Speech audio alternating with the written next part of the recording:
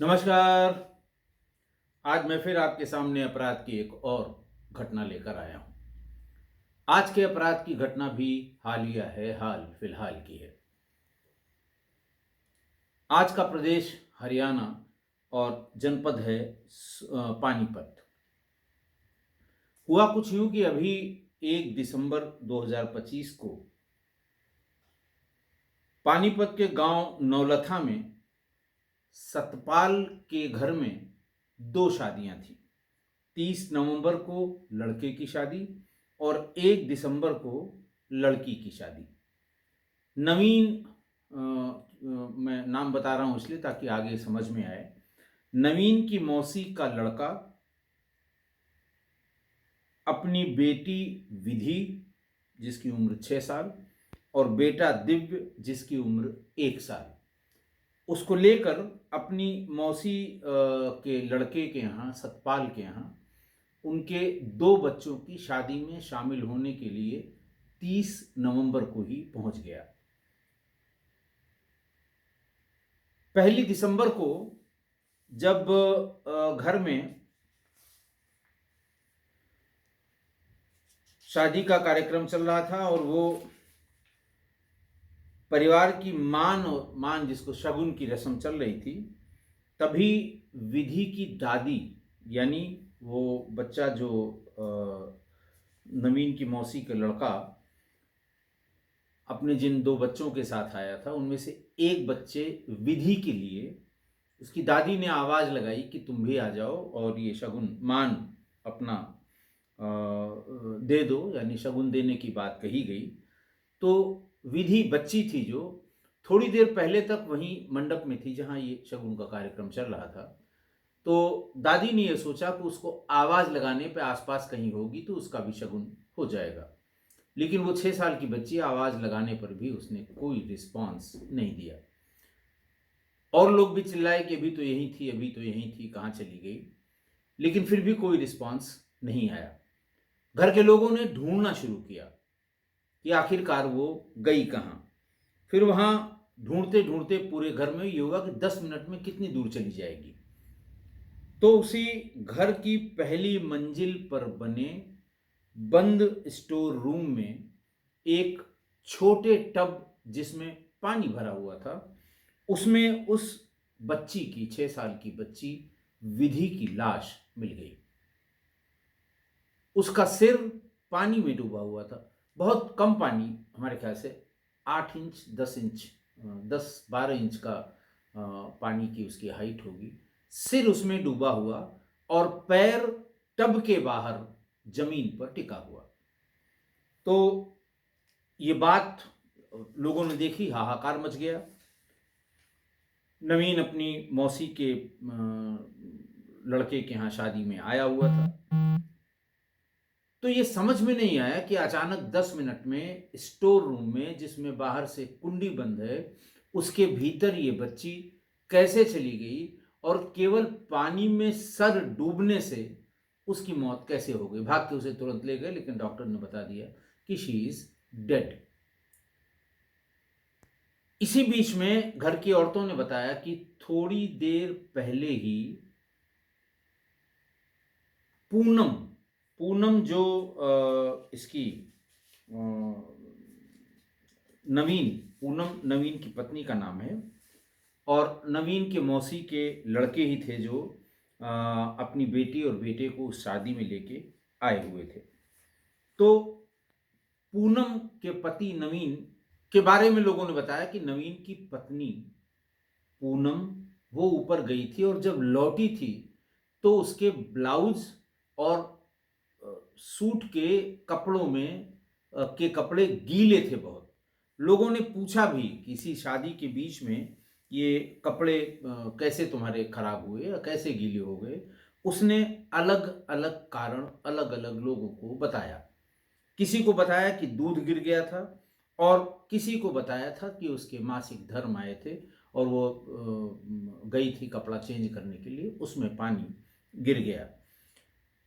और जो उसके बाद फिर वो चली गई थोड़ी देर बाद और वो भीगे कपड़े छत पे डाल के नए कपड़ों पर नीचे आई और ये सब 10-15 मिनट के भीतर हुआ था। तो अब खाली महिलाएं ज़्यादा थी वहाँ पर, घर के और लोग थे, इन लोगों ने उसको कोरिलेट किया। बहरहाल तुरंत उसकी सूचना पुलिस को दी गई। संदीप था बच्ची का पिता, जो नवीन की मौसी का लड़का था। नवीन यानी पूनम जिसके ऊपर ये शक हुआ, उसके पति के मौसी का लड़का, जिसकी ये बच्ची 6 साल की, नाम विधि। खैर, पुलिस को फौरन जब इतनी ढेर सारी कॉन्ट्रडिक्शंस दिखाई दिए तो पुलिस को सूचना दी गई। पुलिस आई और पुलिस ने बातचीत शुरू की। लोगों ने अपना शक भी बताया, उससे पूछा भी पुलिस ने, पुलिस को भी उसने इसी तरह गुमराह करने वाली बात बताई। पूनम अपनी मायके सिवाह, जो ये गांव था नौलथा, नौथा के पास ही उसका ससुरा मायका था पूनम का, यानी नवीन की ससुराल थी। वो पिछले 6 महीने से 1.5 महीने से अपने मायके में एक शादी में आई थी, और वहीं से वो इस शादी में भी शरीक होने के लिए आई थी, जहां उनके पति के मौसी का लड़का अपने दोनों बच्चों के साथ आया हुआ था, जिनमें से एक बच्ची की टब में पानी में सिर डूबने से मृत्यु होने की बात बता रहा हूं मैं। खैर, पुलिस आई, पुलिस ने पूछना शुरू किया, सबसे अलग अलग पूछना शुरू किया, और ये भी पूछना शुरू किया कि लोगों को कैसे शक हुआ पूनम पे। पूनम ने गुमराह करने की कोशिश की। 2 टीमें इसमें जिला पुलिस ने लगाई वहाँ पर। पानीपत की जिला पुलिस ने इसको इंटरोगेट करने के लिए, इसके तह तक पहुँचने के लिए 2 टीमें लगाई गई। एक टीम ने घर के भीतर जो लोग उस समय घटना के समय मौजूद थे उनसे पूछताछ की, और दूसरी टीम ने बाहर के लोगों से ये जानकारी शुरू की कि क्या मकसद हो सकता है, क्या वजह हो सकती है, क्यों ऐसा हुआ होगा। बाहर का कोई आदमी तो इस बीच में आया नहीं, चला नहीं गया। जितने भी घर के आसपास लगे हुए सीसीटीवी थे उनको भी देखने की कोशिश की गई। घर के लोगों से कई राउंड जब दिन भर में पूछताछ की पुलिस ने, तो पुलिस ने कहा कि भाई अब हम सबसे अलग अलग घर के ही एक कमरे में बात करेंगे और हम उनका एक टेस्ट करेंगे, और जो भी इसमें, और पुलिस ने ये भी बड़े दावे के साथ और बड़े समझदारी के साथ लोगों से बातचीत करते हुए बताया कि जिस किसी ने ऐसा किया है वो घर के बाहर का नहीं है, तो इसलिए हम घर के हर सदस्य का, जितने लोग यहाँ मौजूद थे, उन सब से अलग अलग बात करके उनका एक एक टेस्ट लेंगे, और जिसने भी ये किया है वो तुरंत उसका पता लग जाएगा। जैसे ही ये बात पूनम ने सुनी तो पूनम थोड़ा घबरा गई।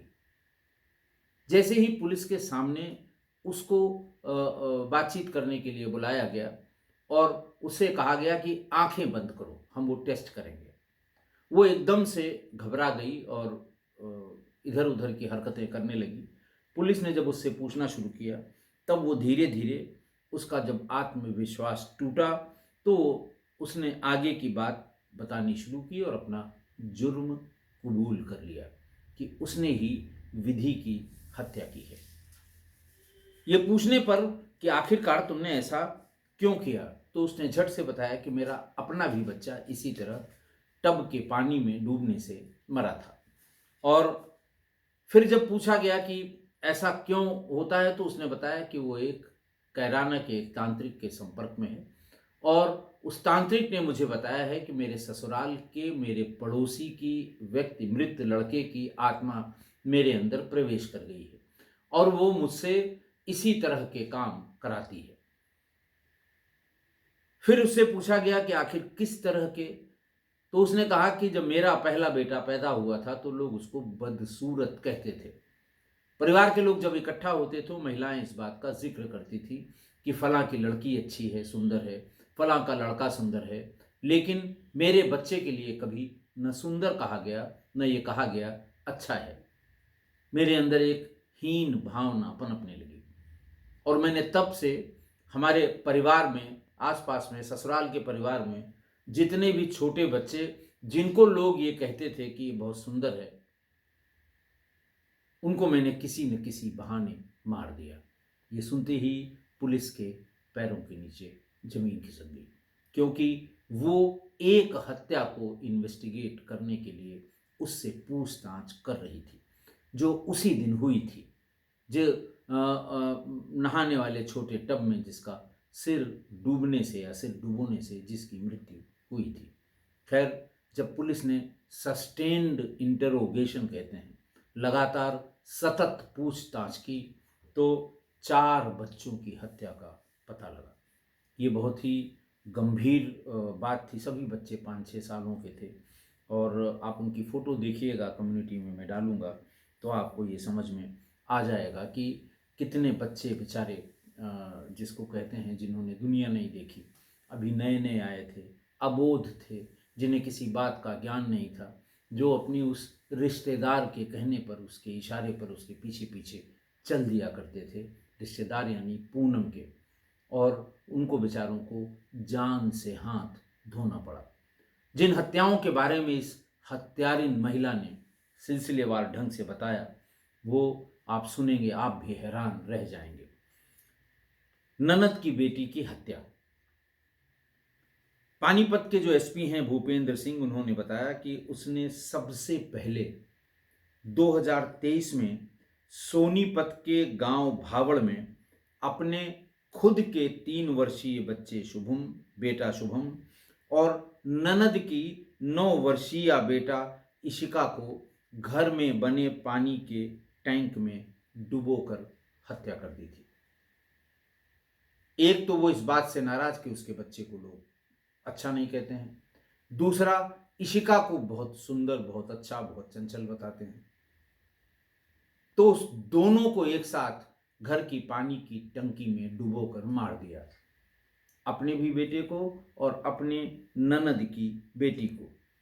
परिजनों को उसके ऊपर शक न हो, पहले उसने ननद की बेटी को मारा था, फिर उसे लगा कि लोगों को शक हो जाएगा क्योंकि ज्यादा लोग घर में हैं नहीं, पुलिस आएगी, पूछताछ करेगी, उसे पकड़ ले जाएगी। लिहाजा उसने अपने बेटे को भी ठीक उसी तरह जैसे उसने अपनी ननद इशिका की बेटी को मारा था, अपने बेटे को भी मार दिया। 2 बच्चों की यह हत्या हुई 2023 में। अगली हत्या उसने मायके में चचेरे भाई की बेटी को अगस्त 2025 में, सिवाह जो उसका मायका था, वहां गांव के चचेरे भाई की 6 साल की बेटी जिया को घर में ही बनी पानी की टंकी में डुबोकर मार दिया था। तब परिजनों ने दोनों केसेस में, एक में तो उसने उसका अपना लड़का डूब के मरा था तो वो पीड़ित हो गई, साथ ही साथ उसके ननद का बेटा मरा था, तो ये हुआ कि दोनों बच्चे खेल रहे होंगे, टंकी में डूब गए, मर गए। परिवार वालों ने उसको हादसा मान लिया। दोबारा जब चचेरे भाई की बेटी जिया की इसी तरह टंकी में डूबकर मृत्यु हुई, तो लोगों ने उसे हादसा ही मान लिया और इत्तेफाक मानकर बच्ची का संस्कार कर दिया। हालांकि उस दौरान भी इस महिला यानी पूनम पर शक जाहिर किया गया था। ये कह के जाहिर किया गया था कि ये मौजूद थी जब इसके बेटे और इसके ननद की बेटी भी पानी में डूबकर मरी थी, और आज ठीक उसी तरह से उसके भतीजे की डूबकर ऐसे मृत्यु हुई है। लेकिन फिर लोगों ने कहा कि नहीं नहीं, यह हादसा है, इसमें और कोई बात दूसरी नहीं है। बात आई गई होगी और आई गई हो गई और मामला ठंडा हो गया। अब पूनम ने इस बीच में, वो 1.5-2 महीने से अपने मायके सिवाह आई हुई थी। गांव नौलखा में जहां यह घटना हुई थी, पति नवीन के मामा सतपाल के बेटे अमन और बेटी की शादी थी। 2 बच्चों की शादी थी, 30 नवंबर और 1 दिसंबर में। पहले इसको पूनम को समझ लें, इसकी शादी कहाँ और कैसे हुई थी। ये लड़की पूनम 2019 में शादी के बाद उसने बीएड पास किया। सोनीपत के वेस्ट रामनगर की रहने वाली ओमवती ने बताया इसी विधि, जो ताजा घटना थी 1 दिसंबर वाली, उसमें उसने बताया कि 2019 में नवीन की शादी पानीपत के सिवाह गांव की पूनम से हुई थी, इसी पूनम से जिसने इन सारी हत्याओं के बारे में बताया। नौलथा गांव जहां ये घटना हुई थी, वहां के सतपाल, उन्हीं के यहाँ ये शादी थी। वहां के सतपाल ने ही ये रिश्ता करवाया था पूनम और नवीन का। पूनम कुरुक्षेत्र यूनिवर्सिटी से पॉलिटिकल साइंस में एमए पास थी और शादी के बाद उसने सोनीपत से बीएड भी कर लिया था। यानी वो अनपढ़ नहीं थी, कम पढ़ी लिखी नहीं थी, पढ़ी लिखी थी और अच्छी तरह से पढ़ी लिखी थी। तो वही मैंने बताया कि उसके बेटे को सुंदर न होने का उसे ताना दिया जाता था और इस बीच में वो किसी तांत्रिक के, कैराना के तांत्रिक के संपर्क में आई और उस जो भी उसने तांत्रिक क्रिया बताई, उसी क्रिया के तहत तब से ये बच्चों को इसने मारना शुरू किया। तो नौलथा में जहाँ उसकी शादी हुई थी, नवीन के मामा, नौलथा में सिवार में इसकी शादी हुई थी। सिवार से पास ही वो गांव है नौलथा, जहाँ उसके मामा मामी के यहाँ उनके बेटे और बेटी की शादी थी। वहाँ पर 1 दिसंबर को दोपहर बाद अमन की बारात निकली।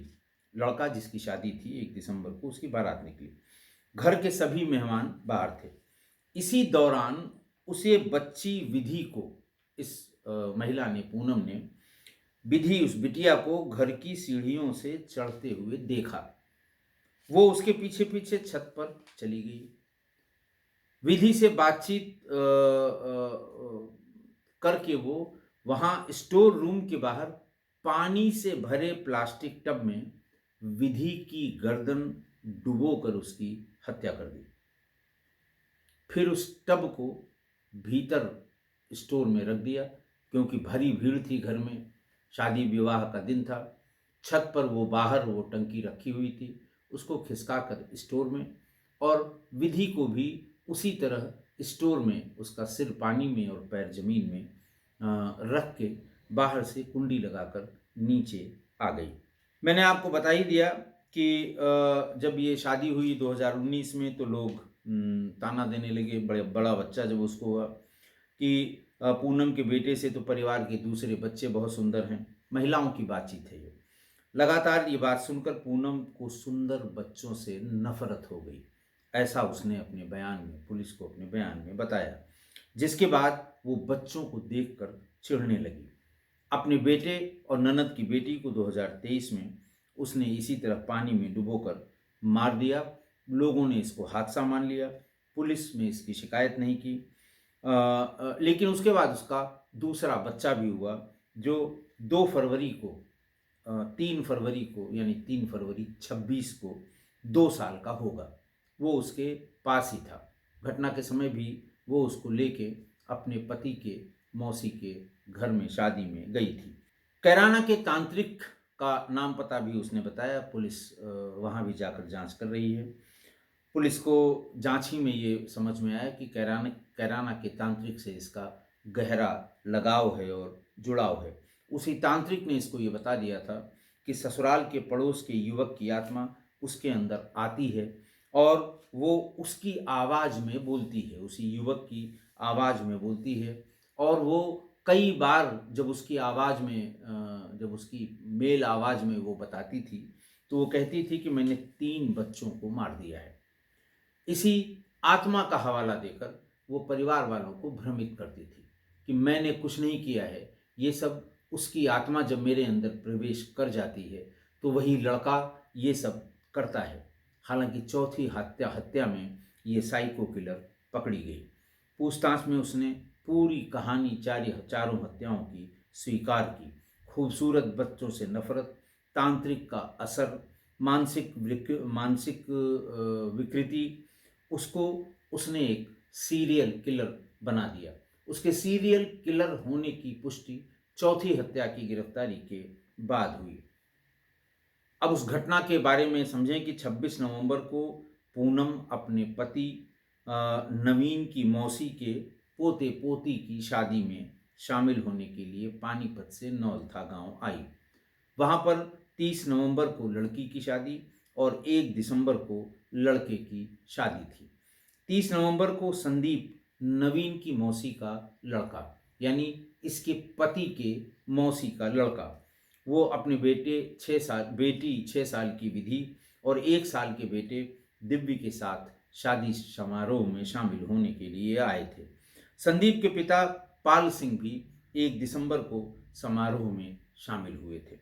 विधि का अचानक गायब होना और अमन की बारात में पाल सिंह और संदीप मौजूद थे ही थे। उसी समय ये मान और शगुन के रस्म में विधि को आवाज़ लगाई जाने लगी। वो नहीं मिली। पूरा परिवार घबरा कर बच्ची को ढूंढने लगा और तब स्टोर का जैसे ही कुंडी खोली गई वैसे ही उसकी लाश वहाँ पर मिल गई। भीगे कपड़ों से शक पर पूनम पर शक होने लगा, लेकिन वो अपनी चालाकी से, अपनी बातचीत से उसने लोगों को उसका जवाब दिया। जब वो पूनम नीचे छत से नीचे उतरी थी तो उसके कपड़े और बाजू गीले थे। किसी ने पूछा भी था, 2 लोगों ने पूछा था, दोनों को उसने अलग अलग कारण बताया था। पुलिस ने फिर आगे पूछा कि क्यों इसी को क्यों टारगेट किया। उसने कहा, देखो, इसको मारने की मैं 2 बार पहले भी कोशिश कर चुकी हूँ। 3 साल पहले उसने पूनम ने ही विधि को मारने का प्रयास किया था, जब उसने अपने बच्चे की हत्या नहीं की थी। और सोनीपत के वेस्ट रामनगर में विधि के घर में जब वो घर में थी तो उसके ऊपर उसने गर्म चाय गिरा दी थी और उस समय ये बहाना बनाया था कि बच्ची अचानक सामने आ गई, इसलिए चाय गिर गई। हालांकि उसका जो चाय गिराने का पर्पज सिर पे था कि सिर पे गिरा दें तो शायद ये मर जाए। बाकी और जब उसके बारे में जानकारी की गई कि इस असामान्य या विकृत मानसिक अवस्था में ये क्यों आई, तो पुलिस को बताया गया कि उसे अकेले रहने की आदत है और बच्चों पर वो अपने बच्चों पर असामान्य रूप से बहुत ज़्यादा ध्यान देती थी। जब भी उसके छोटे बच्चे के साथ वो कोई भी खेलता था, चाहे वो घर का ही आदमी क्यों ना हो, चाहे उसके बाबा दादी ही क्यों ना हो, लेकिन उनके पास से वो उठा लाती थी और अपने साथ ही बिठाए रखती थी। और जब तक वो सो नहीं जाता था या खुद सो नहीं जाती थी, वो किसी के पास अपने बच्चों को जाने नहीं देती थी। उसका 18 महीने का बेटा है और अभी ओमवती के घर पर ही है। पुलिस ने जब उसको गिरफ्तार किया तो उस समय वो ओमवती के घर पर ही है और उसकी भाभी उसे दूध पिला रही है, जबकि उसके घर की ही एक बेटी, ओमवती के बेटे की बेटी, उसकी इसी ने विधि की पानी में डुबोकर हत्या कर दी थी। और विधि की माँ ही इस समय पूनम के दूसरे बेटे को दूध पिला रही है। अब आप सोचिए कि ये दृश्य कितना दहला देने वाला है।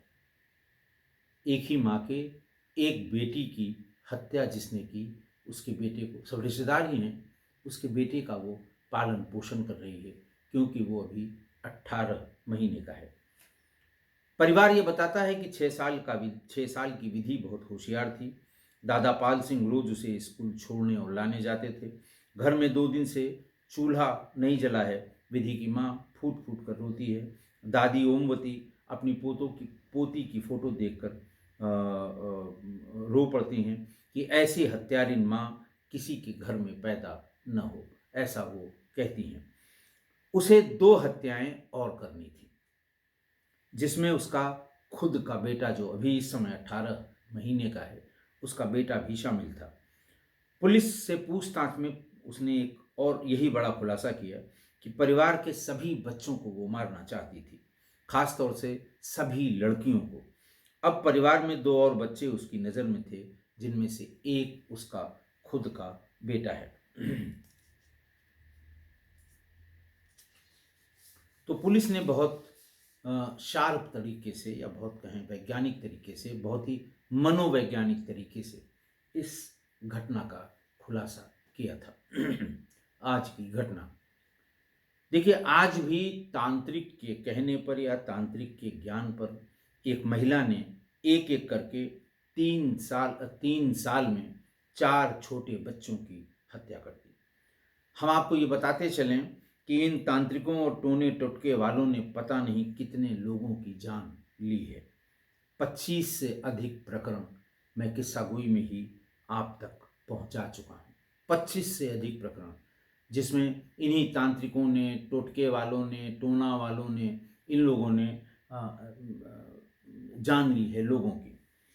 और ये ऐसा अंधविश्वास है कि तांत्रिकों के यहाँ भीड़ लगी ही रहेगी। जितने भी ये तांत्रिक, ये जो तथाकथित जो अपने आप को महात्मा बताते हैं, तरह तरह की जो तांत्रिक क्रिया करते हैं या टोना टोटका देखते हैं या करते हैं या चमत्कारिक काम करते हैं, लोगों को बताते हैं कि ये मेरा ही चमत्कार है, ये मेरे ऊपर फलां की कृपा है, तो ये चमत्कार मेरे हाथों से ही लिखा है। तो उस चमत्कार को देखने और अपनी मुराद पूरी करने की होड़ में लोग भीड़ बना के इनके आसपास जुटे रहते हैं। और ऐसा ही एक तांत्रिक वो कैराना का था, जिसने पता नहीं कौन सी घुट्टी पिला दी कि ससुराल के पड़ोस के एक मृत व्यक्ति की आत्मा उसमें प्रवेश कर गई है और उसी आत्मा को सुंदर बच्चों से चिढ़ होती है और पूनम के माध्यम से एक एक करके 4 बच्चों को उसी आत्मा की वजह से पूनम ने डुबोकर मार डाला। अच्छा, अब ये देखिए कि चारों बच्चों की पानी में डूबने से मृत्यु हुई और सभी घटना स्थल पर पूनम मौजूद थी। लेकिन फिर भी लोगों का ध्यान इस तरफ नहीं गया, क्योंकि जैसे ही कोई बात होती थी वो अपने भी बच्चे की ऐसी ही घटना में मृत्यु की बात बताकर अलग हो जाया करती थी, क्योंकि वो पढ़ी लिखी थी, चालाक थी।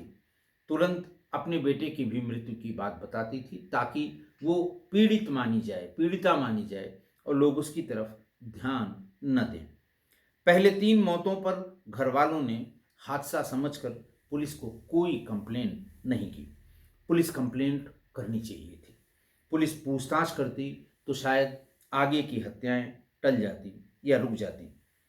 आखिरकार जब विधि की हत्या हुई तो बात पुलिस को बताई गई और पुलिस ने आगे के 2 बच्चों की जान बचाई, जिनकी हत्या करना पूनम के निशाने पर था।